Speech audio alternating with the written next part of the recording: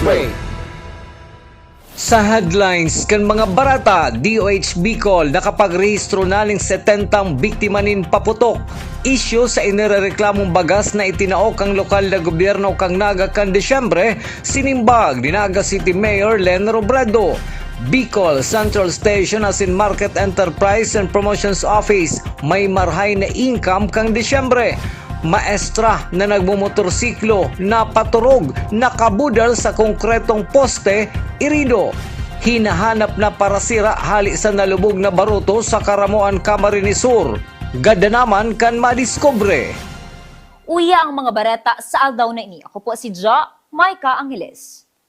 Maski may nairehistrong road crash at sinabiktima ng paputok sa syudad ng Naga, kinokonsiderar pa man giraray kang Naga City Police Office na matuninong sinaging selebrasyon kan Pasko asin pagsabat sa bagong taon sa syudad. Ang detalye sa report ni Cristina Valenzuela. Mayo ni nairehistrong anuman na dakulang insidente ang Naga City Police Office sa nakalihis na pagselebrar kan Pasko asin bagong taon. Ini ang naging assessment ni Police Captain Daisy Angeles, ang tagapagtaram kang NCPO.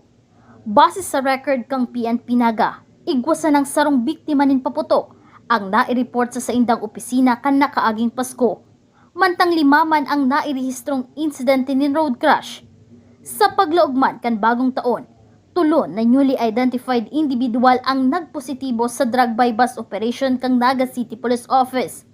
Igwaman nairehistrong 2 road crash, asin 5 biktima nin paputok sa kasagsagan kan paglibay kan taon. Katong nakalipas, igwa kitang na-record na sarong firecracker incident. Tulo or 5, 5 na road crash accident, and sa drugs is mayo kitang kang Pasko. And during New Year, go kitang sarong drugs na nagkaigo kita ning positive operation kang drugs.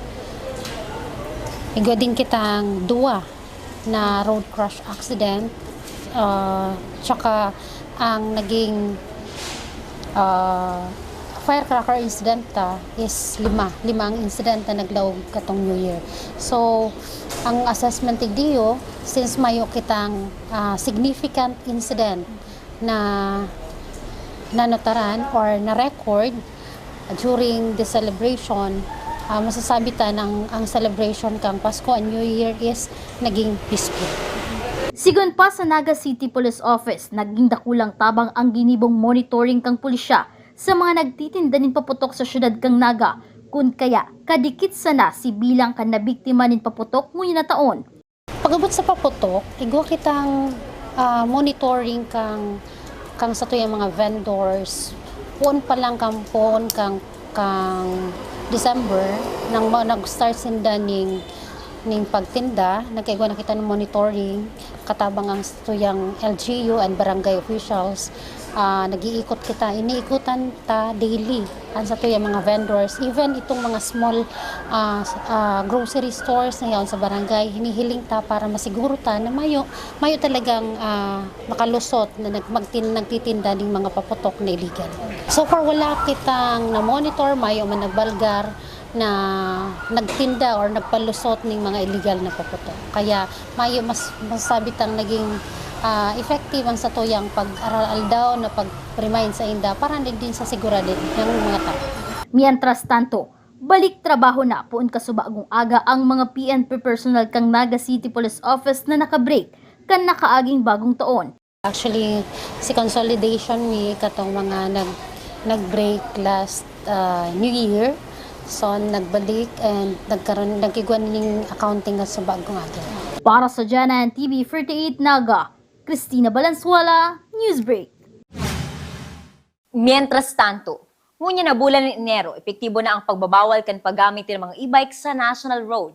Pag-abot sa pag-implementar kaini sa syudad kang Naga, masuporta sana ang PNP Naga. Susog kay Police Captain Daisy Angeles, tagapagtaramkan City Community Affairs and Development Unit, day pa kayang i-deputize kan LTO Naga ang PNP Naga na magdakop o mag-impound din mga e-bike. Alagad, day ibig sabihon na day namataon in citation tickets ang PNP Naga sa mga drivers kan e-bike na nagbabalgar sa lay. Pag-abot kaya sa implementation katong pagbawal kang mga e-bike sa mga major na agihan na thoroughfares kang LTO sa LTO ang may sinda ang main office kung saan iyo ang nagpapatupad kaniyo. Ang PNP is ma-support sa inda para sa pag-implement kang rules and laws na pinapa-implement nila. So, sa Muya, since ang PNP sa Naga is ipa-deputize kang LTO, mayo pa kaming deputation. More on, may ano din kami, may ticket na ginagamit is itong sa city ordinance. Padagos sa mga bareta. Igwa ng 70 persona ang nabiktima nin paputok durante kan pagselebrar kan Pasko asin pagsabat sa bagong taon. Ang nasabing bilang ang mas halangkaw sa nakalis na taong 2024 asin 2025 na igwasan ng 61. Hale sa Quitis ang pinakadakol na nabiktima na sinundan kan 5-star asin Boga. May 10 Sentinel Hospital na pinagkukuhanan ni datos ang DOH Bicol sa mga nabiktima nin paputok. Sa iba pang bareta, Business One-Stop Shop kan lokal na gobyerno kang Naga Parangunya na taon, nagpuuna ang detalye sa report ni Christine Reyes. Para sa mga negosyante sa syudad din Naga na ma-renew o makuha ng business permit, formalmente nang pinagbukasan ngunya na aldaw ang Business One-Stop Shop na pinagigibong ngunyan sa People's Hall kan City Hall para marikas na maasikaso ang mga ma-renew kan sa mga business permit. May kanya-kanyang lamesa ang kada opisina na maasikaso sa mga negosyante. Saro sa istriktong pinapautob iyong pagkakaigwa ng CCTV sa mga establishmento bago matauanan ng business permit. Ang Public Safety Office man ang nagmamonitor kaini, susug kay Ma'am Maricor Gayanillo, pamayo kan City Treasurer's Office. Sinabi kaini na haloy naman na requirements sa pagkuha ng business permit, mas higot lang ngunyan pinapautob matapos maipasar ang ordinansa manungod sa pagkakaigwa ng CCTV na importante para sa kaligtasan man kan mga negosyante asin mga customer. January 5 to 31 po ang renewal and kan business permit and pag-ano po kan mga new. Tapos required na po ang CCTV sa kada establishment. Kan last December may pig-post po si Sarine Gomba tungkol dyan. Tapos hindi po ang nagmo-monitor kayan ng mga business po. Ang CCTV, haloy na po yan. Kaya lang, ma-monitorin po talaga kaya po maano po yan. Sa mga ma-renew ng business permit, magkuha na sa nakan business application sa City Treasurer's Office asin nakalaag naman ang pagkakasunod-sunod kan kaipuhang gibuhon. Isusunod naman ang pag-check kan mga kaibanan na ahensya aro kan City Engineer's Office para sa building permit, City Health para sa health sanitary, City Enro para sa pag-check kan mga grease trap asin iba pang ahensya.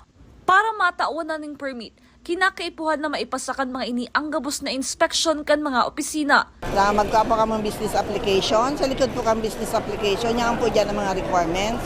Ang unit pong requirement, barangay business clearance. Para po na aram kang barangay ang negosyo na sa kanya-kanyang lugar po nila. Yan po duman sa likod kang business po.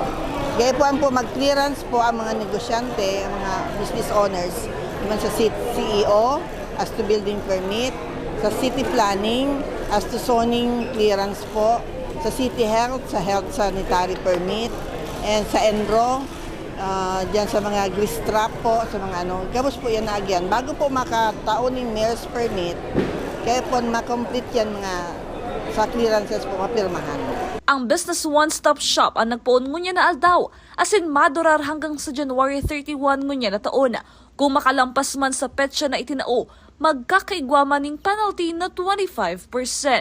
Para sa Janan TV 48 Naga, Cristina Canzo Reyes, Newsbreak.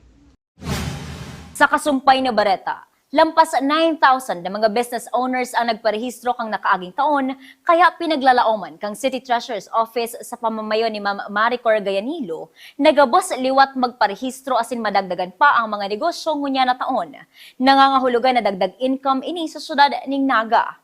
Mayo pa man report na ipinapaluwas ang City Treasurer's Office kumpiras sa indang naging income kang nakaaging taon. Si last year po, mga 9,000. Kaya nagabos po Asa mo niyan po dahil may pa po na, na compute. Siguro sa masunod na aldaw, Target si target na po 1.8. Sana makuha po. Hoping po. Sa sumuyang pagbabalik, isyu sa bagas na ipinagreklamo kan mga residentes kang Naga, sinimbag ni Naga City Mayor Leni Robredo. Digdilang sa GNN TV 48 Naga, News Break. The digital age is here. They warn us of a cold, efficient world where the human touch is lost to automation. But we refuse to accept that choice. At Naga College Foundation, we believe the best future is one led by heart. We equip you with the skills you need to thrive. From our dynamic programs in finance and business, to the hands-on fields of IT and engineering, through our vital health sciences, our justice programs in criminology, and the crucial roles of education and the arts, we cover the entire spectrum of tomorrow's workforce. Here, you don't just become future ready, you become a worker with empathy, a leader who understands that technology must serve humanity. Choose the college that prepares you not just for the job, but for the world. The future is here at NCF. Enroll at Naga College Foundation. Let us build a brighter, kinder tomorrow.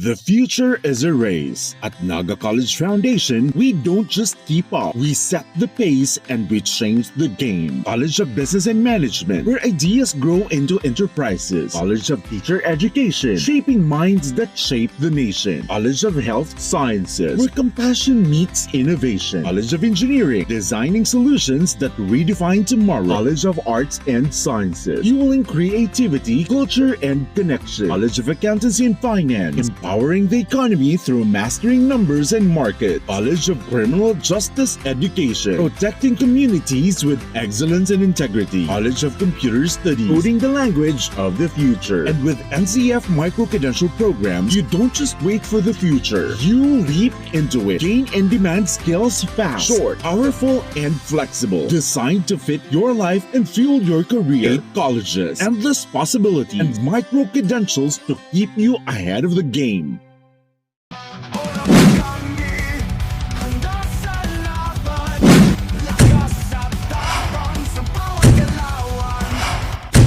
Ano, morag ka?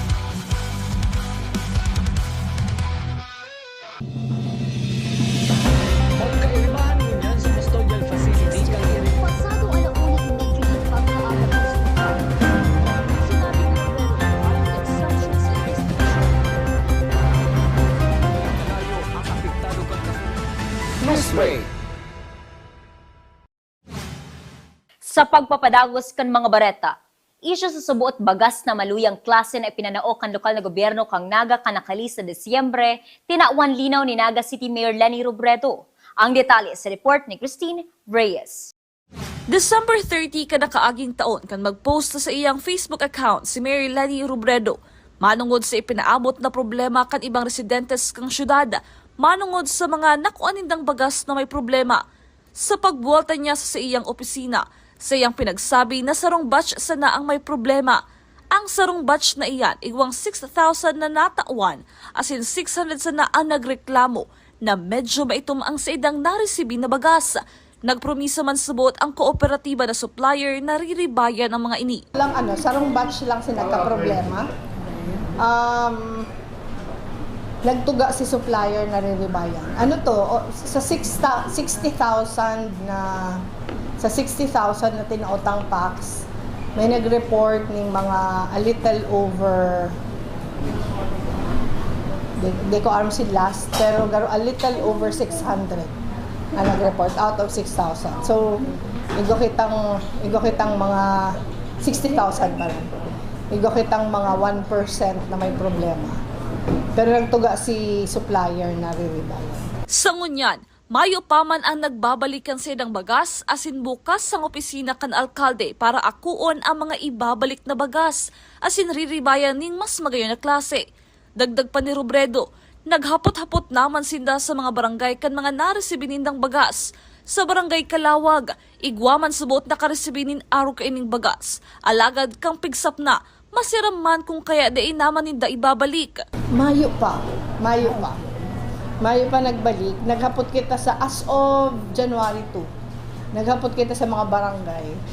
Halimbawa ngunyan, sabi ni Councilor Ason Peñaflor, igwada ang dikit sa inila na garo day maray si kulay kang bagas. Pero ang sabi da, kang pigsarap na, masiram man. So garo habo na nila ibalik. Anytime man ito, siguro within January, anytime na gusto nilang ribayan, pwede.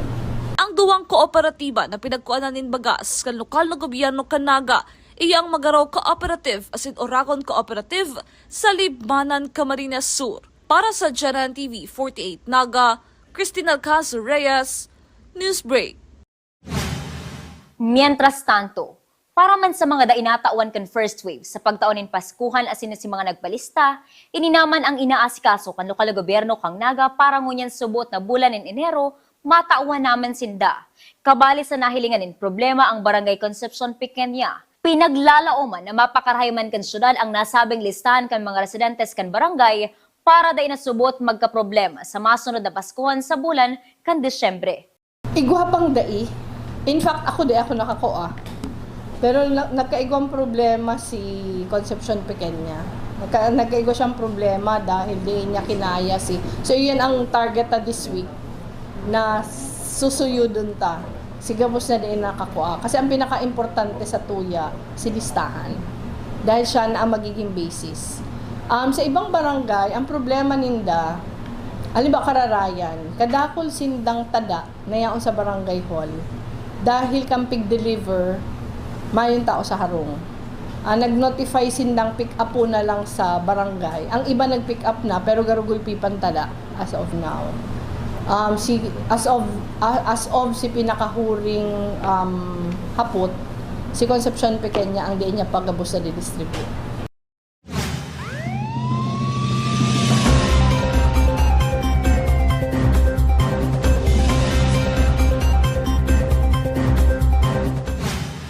Sa police report, napaturog habang nagmomotorsiklo ang maestrang si alias Rose na taga Calabanga, Camarines Sur, kaya nawaraan ninin kontrol sa saing minamanehong motorsiklo, kaya nakabangga sa konkretong poste na yaon sa gilid kan tinampo sa Zone 3 Barangay Pamukid, San Fernando, Camarines Sur, pasado alas 9 nin aga kasuodbang Domingo. Pauli ang biktima halos sa Pasakaw, Camarines Sur kan mangyari ang insidente kung saan nagkaigong bukol sa angog ang nasabing maestra na tulos man dinira ka nagrespondeng MDRRMO personnel kan San Fernando, Camarines Sur pasiring sa sarong ospital sa syudad ning Naga. Sa iba pang police report, positibo man si resulta kan police operation kan PNP Regional Office 5 orog na sa ilegal na droga, pag-aresto sa mga wanted person, loose firearms, illegal logging, illegal gambling, asin pag-implementar kan mga ordinansa. Sa illegal na droga, nagkaigwanin 4 na anti-illegal drug buy-bust operation ang pinagkondisiri kan PNP Regional Office 5 kasuodmang Domingo na nagresulta sa pagkakaaresto sa 4 na persona asin pagkakumpiskar nin 2.906 grams nin shabu na nagkakantidad 19,760.8 pesos. Saro man ang naaresto na most wanted person. 4 na badil ang yaon sa custody kan PNP, 3 persona man ang naaresto sa ilegal na pagsusugal, asin nakakumpiskar nin kantidad 3,473 pesos, mantang duwang anti-illegal logging operations asin pagkakampiskar nin 12,360 pesos na kantidad nin kahoy. Sa iba pang police report, nahanap na ang saro sa tulong parasira ng mga taga San Andres sa probinsya kan Catanduanes na sakay ka na naglubog na baroto ka nagtalikod na Enero 3, alagad Mayo na ining buhay. Susog kay Police Captain Christine Galang, Chief of Police kan Caramoan Municipal Police Station, magilid ko ta ang baroto kan mga biktima pasiring sa sitio Lipata, Barangay Gogon, Caramoan, Camarines Sur, alagad huli kan makasog na duros asin alon, tay kinaya kan baroto kan mga biktima kaya napiritan ining maglangoy, alagad dain na nakaantos ang duwa sa mga ini. Ang survivor na si alias Honar ang sarong person with disability o diferensya sa paglakaw, ang pinag-iba sana para magsira. Marahay man subot ang panahon kan maghali ang mga ini sa Catanduanes, alagad biglang nag-iba subot ang panahon kanyaon na sinda sa taho kan dagat asin dain na nakagilid. Pinakang latest update na po niyan, sir, is nahiling na po si Sarong Missing. Digdiyo po sa Sitio Lipata. Sad to say po, gadan na din po si Sarong Missing, sir, na ano. So, saro pong survivor, si duwang pag-iriban niya po, sir, ay dahil po pinalad na mabuhay. So, yan po. Sa iba pang bareta, mayong naging problema ang Market Enterprise and Promotions Office sa pagruso kan mga paratindakan na kalis sa Pasko asin bagong taon. Ininagdaraman yung dagdag na ingreso sa nasabing opisina. Ang detalye sa report ni Cristina Valenzuela. Saro sa naging sibot kan nakalihis na Pasko asin bagong taon ang mga empleyado kan Market Enterprise and Promotion Office huli sa pagruso kan mga parabakal asin paratinda sa sentro kan Naga. Sa sitwasyon kan mga paratinda, dakula sinaging ganansya kan Pasko asin bagong taon. Susog ki Assistant Market Supervisor Tali Pavines. Alagad may mga nagkakapirang problema ang nanutaran kan Mepo pag-abot sa pwesto kan mga paratinda na tulos man natawan aksyon kang opisina. Ang paratinda, sabi kayan, blockbuster man si income, nagkakaproblema lang kami katon may mga pwestong may nainot, kami po ngayon dapat dyan. Ito open pa ito sa Gabos, garo first come first serve, taan tinampo po, garo pig-open mi ito na matindahan, basta lang si agihan, open. Yun lang po sa mga yung naging pinakang objective kan si panahon kang Kapaskuhan sa kan New Year. Sa assessment kang Market Enterprise and Promotion Office, zero casualty pag-abot sa paputok, asin mayong nakaabot na report sa opisina kan Mepo na may nahabunan o nasalisihan. Sigon ki Pabines, dakulang tabang subot digdi si pauro-utro na patanid kan Mepo sa publiko antes paman ang holiday season. Duwang dakulang seasons taan Christmas sa kan New Year, sibot kami. Gabos nagtrabaho, si isip ming maayos na garo si Lagihan, si Lakawan, na overwhelm kami mga paratinda. Pero pigpasiguro may manggiraray na magkikukatan order, number 1, priority order.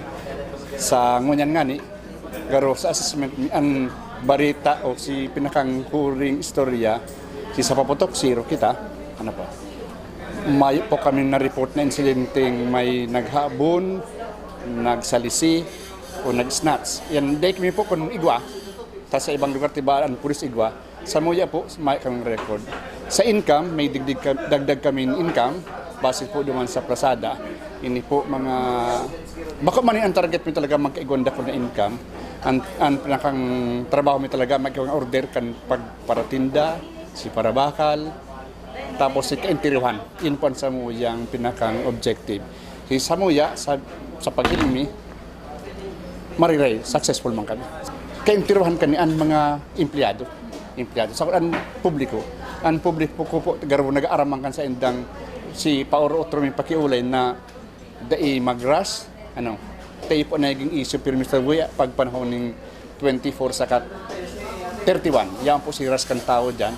Pero si pakiulay mo kung pwede, kung before pa, si may magbakal ng amay, ta ini po ang talaga naging sentro kan barkada ang laog kan Naga City People's Mall. Ta ini po si kompleto ning supplies. Ini po ang samo garong objective na nagibumi. Apwara kaini, nagkaigwaman in dagdag income na 335,000 pesos ang Market Enterprise and Promotion Office kan bulan ng December. Naggagamiton pang sweldo sa mga empleyado asin pag-repair kang Naga City People's Mall. Pero sa ngunya may duman sa regular pong income, sa December po may dagdag kami 335,000. Ano po? May ang target me for the whole year is 52.5 and nasa ngunyan po day patapos si pagkwenta nasa 59 ang samoyang gross income. Ini po pigiling mi nakalampas kami duman si samoyang target. Ini po general fund, dagos man City Hall Gabos, ini po maduman man sa general fund po yan. Dahil taman, yan po pwedeng maduman na yan sa pangsweldo, pwedeng maduman sa may repair. Kag kami po nga na taon, may manghagad kami sa City Hall na ma-repair, may hagad kami improvements kan Naga City People's Mall. Para sa GNN TV 48 Naga, Cristina Valenzuela, Newsbreak. Plano ngunya na taon kan Market Enterprise and Promotion Office na mapakarahay ang duang portion na nagtuturo ang atop sa third floor kan Naga City People's Mall mantang kabali naman ini sa budget ngunya na taon. Sabi ni Tali Pabines, ang market supervisor kan MEPO, igwang 3 million pesos na nakatagamang budget para sa pagpakarahay kan atop. Dagdag pa ni Pabines, kabali sa plano kan MEPO ang pag-repairman kan mga lumang parte kang Naga City People's Mall para mas mapapusog ang nasabing istruktura. May hinahagad kaming mapakarin ato sa may third floor, sa may Pavenas. Hindi po nakabali naman sa budget niya na taon. May duwang portion po yan sa Pavenas, sa kasama NTBA, iga po dyan mapakarin ato. Panduwa po, itong repair manggiraray, ang sa top instructor is 60 years old na, may mga dapat kitang pakarayon. Ini po si Sarang retrofitting po, yung pinag-sabi retrofitting, yung retrofit, may mga lugar po dapat iayos na para mapapusog tan structure ka Naga City People's Mall. So, iga po kami budget ito, may 3 million garo sa sa pag-atop, sa repair, may dakula mo po. Dahil po aram si pinaka-exact na amount. Mientras tanto, ang Bicol Central Station man naglangkaw ang saindang income sa nakalis na taong 2025. Ang detalye sa report ni Christine Reyes. Maugmang pinaghiras ni Bicol Central Station Operation Manager Nonoy Reforzado ang naging dakulang income ka na sabing opisina pagkatapos kan taong 2025. Ang rason subuot kay ni iyon na mayong pagkaabala sa mga biyahe na darakan raot ning panahon na kung ikukumpara kan taong 2024 kung sa'y nagtama si Bagyong Christine dahilan tanganing di maka-operate ang bus terminal ning sarong simana na dakulang kawaran sa ingreso kan terminal. Sa report na itinaon ni Mr. Nonoy Reforzado, naglangkaw ang sedang gross income na nag-abot sa 53,243,160 pesos na may nilangkaw na 5,084,037 pesos kumpara ka na kaaging taon. Igwaman ng 28,319,695 pesos na expenses ang nasabing opisina. Sa kabilugan, uminabot ng 24,923,465 pesos ang net income kan Bicol Central Station. Inimas halangkaw ng 4,497,138 pesos kumpara kan nakaaging taon. Nagsubmit kami ng projection last May 22, 2024 sa Local Finance Committee. Projection for this year, for 2025, ang submit me na projection is 49.4 million. 49.4 million. Pero, naging resulta, si projected income, nag-exceed siya ng 3.8 million. So, ang pinaka-gross tango niya na 2025 is 53.2 million.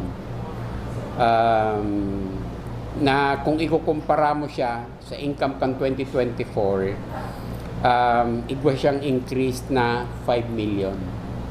And then, si expenses, naglangkaw man kung ikukumpara mo sa expenses mi kan 2024, nin 586,000, almost 587,000.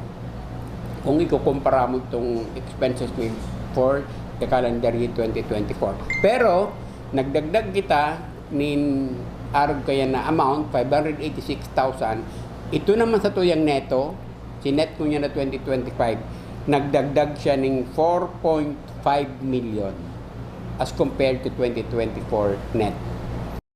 Huli kan magayon ng income kan Bicol Central Station. Asahan subot na may mga pagbabago asin mas papagayon pa ang serbisyong itataoninda sa mga pasaherong palaog asin paluwas kang syudad din Naga. Para sa Janan TV 48 Naga, Cristina Alcanzo Reyes, Newsbreak. Mientras tanto, luway-luway nang nagbabawas ang bilang kan pasaherong pabalik Metro Manila matapos na magruso ang mga ini kan nakalis na aldaw na higot pinagbantayan kan opisina ni Mr. Nonoy Reforzado. Fully booked pa man giraray ang mga bus na regular ang sa indang biyahe. Mantenido man ang seguridad sa laog asin luwas kan Bicol Central Station. Iyo po ang inaasahan ta. Although, itong mga regular trips ta is fully booked pa din based on monitoring until January 8. Pero dahil na siya magiging araw ko itong January 3 and 4 na talagang dahil mo maagihan ang Manila bound area. Sarap pa nga nito sa Pigisi Butanta. Actually, yaong kita duman kang halos kang Christmas, kang New Year, yaong kita naman. Sarap sa Pigisi Butanta na dahil surusuan ng maray. So, so Manila bound area. Si ibang pasahero, dumano sa tarmak nag-aaragi. So, we keep on, calling the attention of our Public Safety and Security Division na itong mga tao, pag-release doon, marabayan. Yan ang mga bidang baretang nakalap kan mas pinakusog na puwersa kan GNN TV 48 Naga News and Bicol Affairs. Di malingon na i-follow ang saming official Facebook page, GNN TV 48 Naga. Padagos kaming mato di mga baretang garantisadong nangiyanot kasi napapanahon. I-hit ang subscribe button sa saming official YouTube channel, GNN TV 48 Naga, para updated kita sa mga bareta as in istoryang Bida ang Bicolano. Ako po si Ja Maika Angeles, asin ini ang GNN TV 48 Naga, Newsbreak. Tanga ta diri ko nababay na GNN TV 48 Naga. Kalma! Lumipat lang ang GNN TV 48 Naga sa channel 48.1. What? Direk, ang simple lang ng solusyon dyan. Kunin ang remote, pumunta sa menung Setup o Settings, at hanapin at pindutin ang scan at hintayin. Then, boom! Balik na si GNN sa channel 48 mo.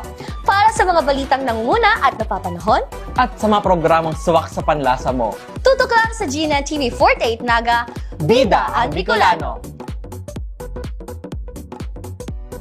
Be a champion, be a tiger today. NCF's the quest, let's lightning your way. At the Naga College Foundation Basic Education Department, we provide an environment where innovation is nurtured and resources promotes collaboration and discovery. Our students benefit from hands-on learning in cutting-edge science and technology laboratories, bridging theory with practical application. We maintain a supportive institutional framework, ensuring a safe, clean, and academically focused atmosphere for every student. Beyond academics, our comprehensive facilities, including sports, develop leadership, teamwork, and discipline. NCF is proud to be a LASO-accredited institution, a recognized mark of excellence and high-quality education. This is Naga College Foundation Basic Education Department. Changing the game. At NCF, we're all about that holistic grind. Hands-on training, real-world experience, and affordable education that gets you industry ready. Shoot to edit, dito from concept to screenwriting. From shooting to editing to actual broadcasting, NCF was the first and the only school that has its own operational television and radio stations. No boring stuff, just real skills for the real world. Jika na ba? Be a tiger today.